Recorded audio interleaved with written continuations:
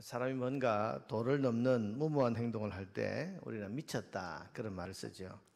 컴퓨터 게임에 중독이 돼서 어린 젖먹이를 돌보지 않고 내팽개쳐서 결국은 굶어 죽게 했던 그 철없는 20대 부모에 대한 뉴스를 들으면서 사람들은 참 게임에 미쳤다 그렇게 말들을 했지 않습니까?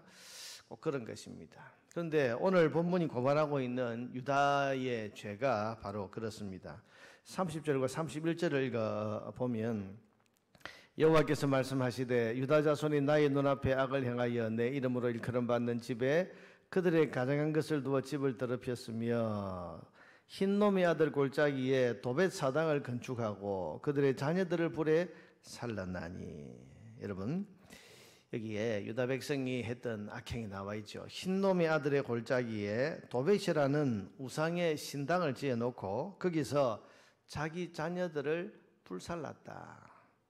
여러분 이건 그야말로 복받기에 미친 이 부모들이 도벳이라고 하는 우상이 주는 복을 받으려고 거기에 자기 자녀들을 불에 태워 죽여 바쳤다. 미친 거죠. 얼마나 복에 미쳤으면 자기가 잘 되고 자기가 복 받는 여기에 그야말로 이 마음이 그야말로 다른 표현이 없는 거죠. 미친 거죠. 자기 자녀를 거기에 불에 태워 죽이면서 그러면서 자기가 복 받기를 바라고 있는 이 유다 부모들의 악행. 아무리 복이 좋고 아무리 복에 미쳤어도 자기 자녀를 불에 태워 바치는 악행을 이렇게 저지를 수 있겠습니까? 더군다나 만복의 근원이신 여호와 하나님의 백성이라는 이름을 가진 사람들이 이런 짓을 과연 저지를 수가 있을까? 근데 유다 백성들은 이런 일을 서슴지 않고 저질렀습니다. 여러분 하나님을 모르는 이방인들이라면 복이 어디서 오는 줄도 모르고 복을 어디 가서 구해야 될 줄도 모르기 때문에 혹 이런 행동까지 할 수 있다고 우리가 100번 그렇게 양보해서 이해를 한다고 하지만은 유다 백성이 여러분 어떤 사람들입니까? 하나님을 알고 하나님의 이름이 담긴 성전을 출입하는 사람들이고 하나님의 백성이라고 하는 이스라엘이라는 이름까지 가지고 있는 이 유다가 복을 구하기 위해서 이런 행동까지 한다. 이건 도무지 이해할 수도 있을 수도 없는 일인 겁니다. 그러나 복에 미친 유다의 부모들은 우상 앞에서 미혹되어서 결국은 이런 악행까지 저질렀다는 것이 오늘 성경 본문의 고발입니다. 여러분 여기에 대해 하나님이 진노하시면서 심판하시겠다. 29절부터 보면 너의 머리털을 베어버리고 벗은 산 위에서 통곡할지어다. 여호와께서 그 노하신다. 이 세대를 끊어버리셨습니다. 32절에 보면 그러므로 여호와께서 말씀하시니라 날이 이르면 이곳을 도벳이라 하거나 흰놈의 아들의 골짜기라 말하지 아니하고 지금까지 불리던 이름이 도벳이란 이름 혹은 흰놈의 아들의 골짜기 사람들이 그렇게 불렀는데 앞으로는 이런 이름으로 불리지 않고 뭐라고 불린다고요? 죽임의 골짜기라 말하리니 이는 도벳에 자리가 없을 만큼 매장했기 때문이니라. 무슨 말입니까? 하나님께서 이방의 바벨론을 끌고 들어와서 심판하면 이 도벳 골짜기, 이 흰놈의 아들 골짜기에 사람이 얼마나 많이 죽고 얼마나 많이 매장이 될 건지 시체를 매장할 자리가 없을 정도로 내가 이 땅을 심판하겠다. 무슨 말씀입니까? 33절 이 백성의 시체가 공중의 새와 땅의 짐승밥이 될 것이나 그것을 쫓을 자가 없을 것이라. 뿐만 아니라 34절에 그때에 내가 유다 성읍들과 예루살렘 거리에 기뻐하는 소리, 즐거워하는 소리, 신랑의 소리, 신부의 소리가 끊어지게 하리니 땅이 황폐하리라. 유다에서 즐거운 소리라고 하는 소리는 다 끊어버리겠다. 심지어는 여러분 8장부터 보면 8장 1절부터 보세요. 죽은 자의 뼈조차도 다 끄집어내어서 수치를 당하게 하겠다. 그렇게 말씀을 하십니다. 여호와의 말씀이니라. 그때 사람들이 유다 왕들의 뼈와 지도자의 뼈와 제사장의 뼈와 선지자의 뼈와 예루살렘 주민의 뼈를 그 무덤에서 끌어내요. 여러분 이 예루살렘을 점령하기 위해서 들어온 바벨론이 왕들의 무덤을 파헤치고 선지자와 거기 지도자들의 무덤을 다 파헤칩니다. 왜요?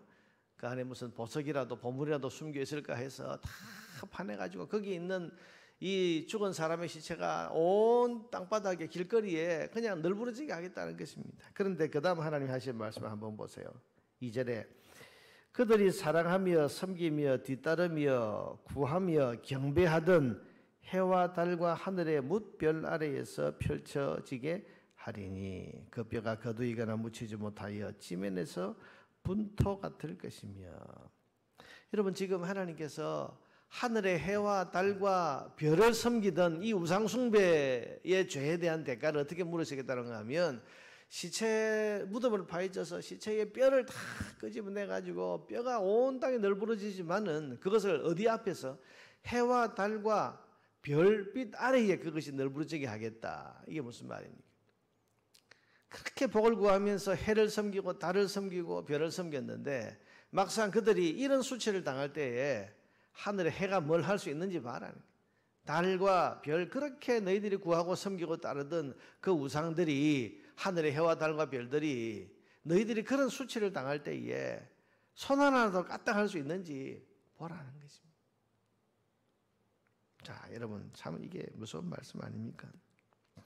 복을 구하기 위해서 해와 달과 별을 섬겼고, 복을 얻기 위해서 도벳 우상 앞에 자기 자녀를 불살라서 그렇게 복을 얻으려고 그렇게 복에 미쳤지만은 결과는 오히려 그 흰놈의 아들 골짜기에서 다 쓰러져서 죽임을 당하고, 그 복을 빌었던 해와 달과 별은 막상 그들이 그 수치를 당할 때에 아무것도 하지 못한다. 하나님께서 지금 철저히 보여주시겠다는 게 아닙니까? 하나님을 섬기지 않고 하나님께 복을 구하지 않고 우상에게 복을 구하기 위해서 헛된 열심을 내었던 그 대가가 얼마나 무섭는가 하는 것을 이렇게 다 보여주겠다. 이게 지금 하나님 말씀입니다. 여러분, 이스라엘의 복의 근원은 여호와 하나님이십니다. 또한 우리 복의 근원도 여호와 하나님이십니다. 복을 얻으려면 그러므로 여호와 하나님 앞에 와서 복을 찾고 여호와 하나님이 주시는 복을 받으려고 해야 됩니다. 여러분, 하나님 밖에서 하나님이 아닌 세상의 신이나 세상의 어떤 것들로부터 복 받기를 기대하면 안 됩니다. 세상의 신이나 세력은 무력합니다. 복 받기를 빌면서 자기 자녀까지 불태워 바쳤던 도벳 사당은 죽은 시체가 널브러져서 시체를 묻을 만한 땅이 없는 정도의 그런 죽음의 골짜기가 되어버렸고, 그들이 복을 얻기 위해서 빌었던 하늘의 해와 별과 달과 이 모든 것들은 아무것도 못하고 그들의 수치 앞에서 속수무책으로 바라만 보고 있는 겁니다. 여러분, 이것들은 결코 복을 줄 수 있는 존재가 아닌 것입니다. 복을 줄 수 있는 것, 복을 줄 수 없는 것 찾아서 복을 구했고, 복을 줄 수 없는 것들을 찾아서 여러분 거기서 헛된 열심과 수고를 했던 이 유다의 그 결과가 이렇게 비참하고 허무한 것입니다. 사랑하는 여러분, 복은 오로지 복의 근원이신 여호와 하나님만이 주십니다. 여호와 하나님 앞에 복을 구하시기를 바랍니다. 하나님 아닌 다른 것에 복을 빌면서 헛된 수고와 소용없는 노력에 삶을 바쳐서는 안 되는 것입니다. 우리 복의 근원은 오직 한 분 하나님뿐이십니다. 하나님 한 분을 붙잡고 하나님 한 분을 잘 섬기면 진정한 복을 받고 하나님의 은혜 안에 살게 됩니다. 그러나 하나님 밖에서 복을 구하고 하나님 없는 행복을 행복인 줄 알고 그렇게 구하게 되면 허무와 하나님의 진노와 수치, 부끄러움을 당하게 될 것입니다. 여러분, 오직 하나님만을 바라보고 복의 근원이신 하나님만을 섬기고 그 하나님 앞에만 무릎 꿇어 복을 구하는 그런 저와 여러분 되기를 바랍니다.